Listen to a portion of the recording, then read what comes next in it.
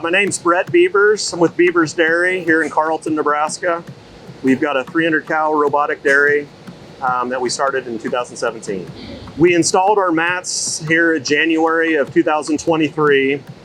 The reason why we put mats in is we use reclaimed sand and we tend to drag a lot of rocks into the barn.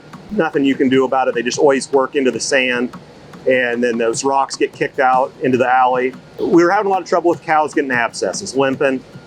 We had more trouble when the hoof trimmer comes every 2 months blocking animals than we ever did really with hairy warts, which, as most dairymen will know, hairy warts are a big issue, so that should let you know.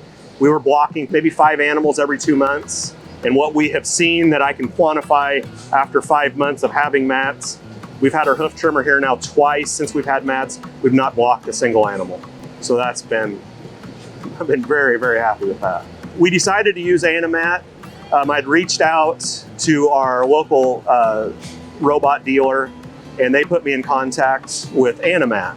They were real quick about coming down. We designed a plan, knew exactly how many mats we needed. It was a little bit unique of an install as we were building around flush valves. It wasn't just simple, straight, long runs like in a traditional dairy.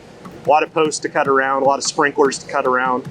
And a few months later, we had mats here, and our dealer did a great job installing them. I think we had them all installed in about 10 hours. It was a quick install process, and Animat's been great to work with. Answered all my questions going in. Really turned out with a nice, clean installation.